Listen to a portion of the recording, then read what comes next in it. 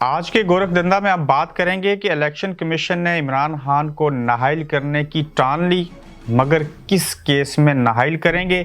इमरान खान ने नया सियासी मास्क खोलने का इरादा कर लिया और अब वो बराह रास्त आसिफ जरदारी साहब से सियासी मैदान में टकराएंगे।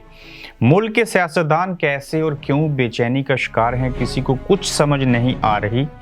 जनरल फैज़ और अजहर अब्बास के इस्तीफे बिल आखिर मंजूर हो गए।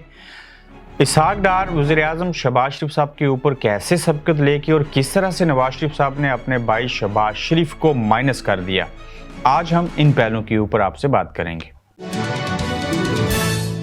अस्सलाम वालेकुम, आप देख रहे हैं गोरखधंधा अबरार कुरैशी, आपसे महातिब हूं। आज के गोरखधंधा में सबसे पहला मौजू ये है कि इमरान खान साहब को एक केस के अंदर नाअहल करने की इलेक्शन कमीशन ऑफ पाकिस्तान ने ठान ली।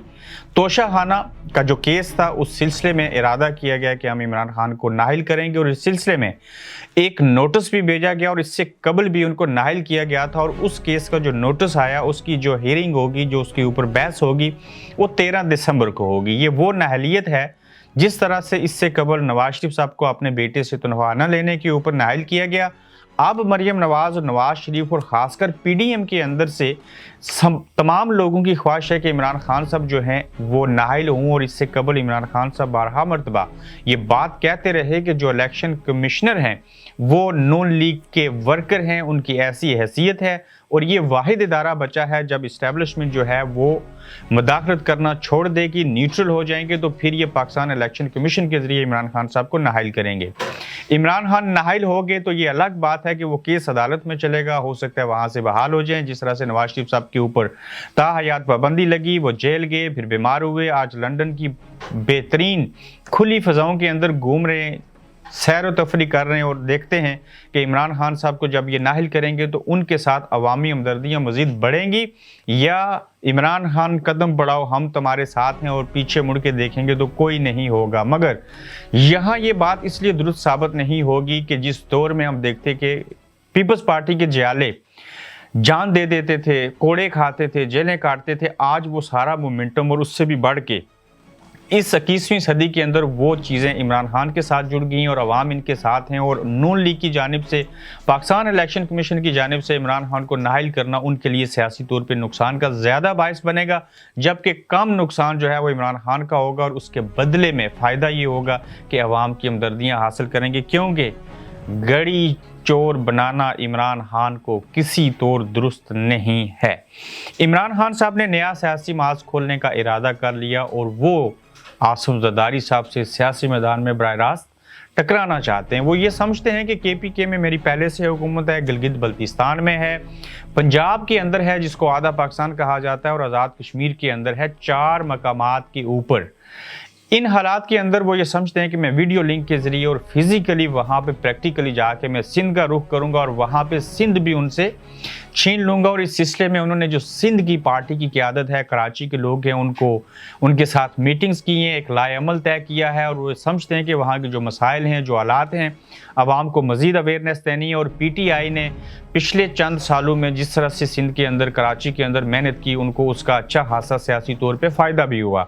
और अब इमरान खान ज़्यादा से ज़्यादा जो अपनी तवज्जो है वो सिंध के ऊपर मरकूज़ करना चाहते हैं और वो समझते हैं कि मैं वहाँ भी तब्दीली ला सकता हूँ जिस तरह से पंजाब मैंने नून लीग से छीना। तो देखना ये होगा कि खान साहब जब ये सियासी मैदान में माज़ाराई शुरू करेंगे, आसिफ जरदारी की तरफ अपनी तोपों का, सियासी तोपों का रुख होगा, तो क्या उनको इस मास्क के ऊपर कामयाबी होगी या नहीं होगी। वडेरों का इलाका है, पुराने भट्टों का गढ़ है, आसिफ जरदारी साहब बड़े खिलाड़ी हैं सियासत के, इमरान खान साहब वहाँ पे अपने कदम जमाना चाहते हैं, तो कितनी दुश्वारियाँ और कितनी आसानियाँ होंगी ये बात हमें आइंदा होने वाले इंतखाबात से कबल समझ में आ जाएगी।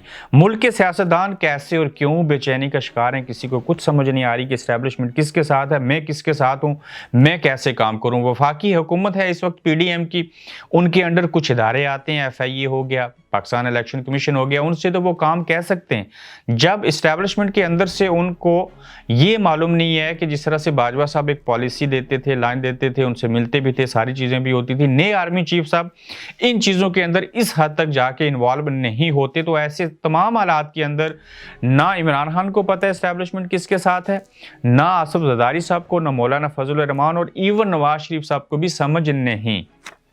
तो इस सूरत हाल के अंदर सिर्फ शहबाज शरीफ साहब हैं, उनको आर्मी चीफ की ये बात ज़रूर हमायत हासिल है कि वो कहते हैं कि जिस तरह से भी आप अच्छा काम करके आगे बढ़ेंगे, बतौर वज़ीर आज़म और बतौर एक इदारा का सरबराह आर्मी चीफ होते हुए मैं आपके साथ हूँ और मिलजुल के चीज़ें करेंगे। तो सिर्फ शहबाज शरीफ वाहिद हैं जिनको पता है कि मेरे साथ आर्मी चीफ हैं, और ये भी हो सकता है कि इनके साथ डबल गेम हो रही हो। आगे चल के जब हम चीज़ों पे बात करेंगे तो आपको समझ आ जाएगी कि माइनस कैसे हुए शहबाज शरीफ अपने ही भाई से और अपनी पार्टी से, और बिलखुसूस बतौर वज़ीर आज़म।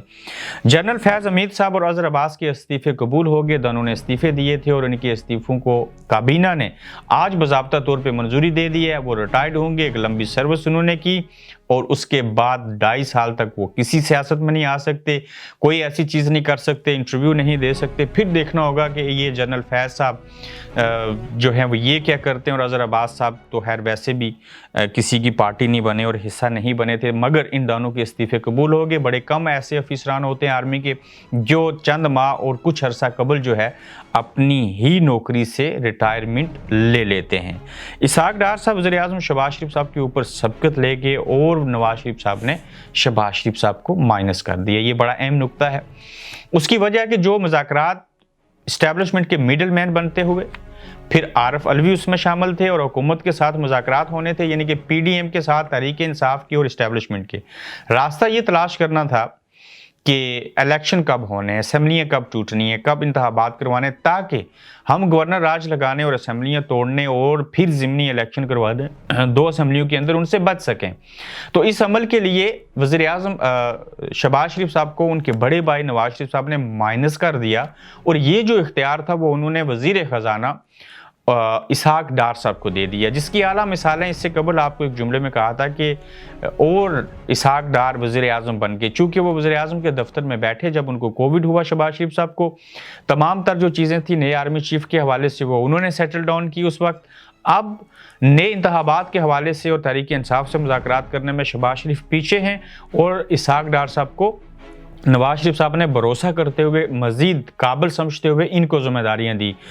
जिम्मेदारियों के साथ क्या किया इन्होंने कि 2 मुलाकातें की हैं इन्होंने चंद दिनों के अंदर अंदर सदर पाकिस्तान आरिफ अलवी साहब के साथ और ख़ासकर इस्टेब्लिशमेंट की तरफ से भी, और बिलखसूस जो आसिफ जरदारी, मौलाना फजलुर रहमान हैं, उनको भी इस वक्त इसहाक डार साहब जो हैं वो डील कर रहे हैं। ये डील इस तरह से चीज़ें हो रही हैं कि क्या हम नए इंतखाबात कब करवाएँ, कब असम्बलियाँ तोड़ें, किस तरह से चीज़ें हों, तहरीक इंसाफ की बातें जो ऑफ़र हुई थी मुज़ाकरात की इमरान खान की तरफ से, उसको कैसे कबूल किया जाए। उनकी तरफ से चार्जशीट तो नहीं कहना चाहिए, लेकिन वो कौन से ऐसे पहलू लवाजमात सामने आएंगे जिनको हम मान सकते हैं। उसमें तो एक ही बात है कि इलेक्शंस करवा दिए जाएं, अदरवाइज हम असेंबलियां तोड़ेंगे।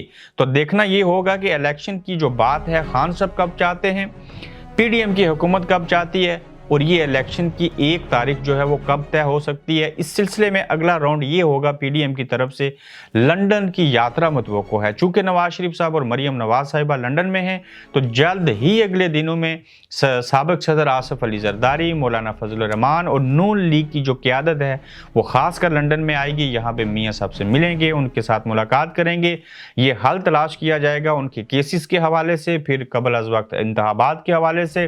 तहरीक इंसाफ के साथ जो मुज़ाकरात करने से पहले इनकारी थे, अब मुज़ाकरात होंगे और किस तरह से खान साहब की चीज़ें मानी जाएं, कैसे हम पंजाब को वापस ले सकें, कौन सा अच्छा वक्त होगा जब हम इंतखाबात में जाएं।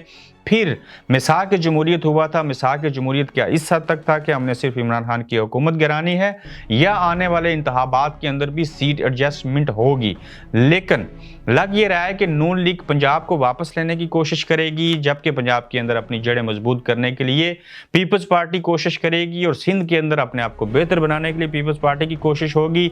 ये इस बात का हतमी फैसला करेंगे कि अगर हम अकेले में इंडिविजुअली इलेक्शन लड़ते हैं तो उसका नुकसान और फ़ायदा कितना है, अगर मिल के इलेक्शन लड़ें तो फिर इमरान खान के साथ कैसे मुकाबला हो सकता है। अगर अकेले अकेले लड़े तो उसका फ़ायदा इमरान खान को ज़्यादा ना हो जाए। तो ये अपने तमाम सियासी मफादात के लिए एक पेज पे बैठेंगे और उसके बाद तय होगा कि हमने इलेक्शन कब करवाने हैं। आग और पानी कभी इकट्ठे नहीं हो सकते और पूरी दुनिया की सियासी तारीख के अंदर पहली बार पाकिस्तान में देखा कि जो 2 जमाती निज़ाम था, पीपल्स पार्टी और मुस्लिम लीग नून, 2 बड़ी जमातें समझी जाती थी, जिनके साथ मौलाना फजलुर रहमान MQM और उनके साथ जमात इस्लामी और बाप पार्टी समेत बाकी लोग मिल के हुकूमत बना लिया करते थे। नो डाउट कि इससे कबल भी एक बार नून लीग को 2 तिहाई अक्सरियत मिली थी, उन्होंने हुकूमत बनाई थी। अलग बात है नवाज शरीफ साहब बतौर वज़ीर आज़म फारग हो गए थे, नाहल कर दिया गया था। मगर ये पहली बार हुआ कि जो 2 जमातें एक दूसरे के मुखालिफ इलेक्शन लड़ती थी, वो तीसरी जमात के मुकाबले में बाकी 9 जमातों को जमा करके 11 जमातों का पीडीएम का इत्तेहाद बना के एक जमात के मुकाबले में इकट्ठे हो गए। ऐसा करने से मुल्क के अंदर ना सिर्फ इनके कारकुन निजी महफिलों में ये बात कहते हैं कि ये गलत हुआ, इससे पीपल्स पार्टी को नुकसान हुआ, नून लीग को भी नुकसान हुआ, और इसका बराह रास्त फ़ायदा जो था वो तहरीक इंसाफ को हुआ। और इस इत्तेहाद की वजह से ये बात साबित हुई कि इमरान खान एक बड़े लीडर हैं, पाकिस्तान की एक बड़ी सियासी जमात है, उनके साथ पाकिस्तान की अवाम हैं। और अब ये देखना होगा कि इमरान खान का ये मिल के मुकाबला करेंगे इलेक्शन में या अपने तौर के ऊपर इज्तिमाई इलेक्शन लड़ने के बजाय ज़ाती हैसियत में पार्टियां अपने मंशूर के साथ आगे बढ़ेंगी। मगर अगले चंद हफ्ते जो हैं वो इसलिए अहम हैं कि इसमें इन्होंने अपने तौर मिसाल के जमहूरियत को आगे बढ़ाने के लिए, इलेक्शन की तारीख को तय करने के लिए, इलेक्शन कैसे आगे लड़ने हैं, हम कैसे वापस अपनी खोया हुआ जो मकाम है उसको वापस ले सकते हैं, कैसे हम कामयाब हो सकते हैं, तो ये सारी चीज़ें आने वाले दिनों में इनके ऊपर डेवलपमेंट होगी। अपना ख्याल रखिएगा, अपना फीडबैक दीजिएगा और नई खबरों और तजवीज़ों के साथ दोबारा आपकी खिदमत में हाजिर होंगे। उस वक्त के लिए अल्लाह हाफिज़। आप देख रहे हैं गोरखधंधा अब्रार कुरैशी के साथ।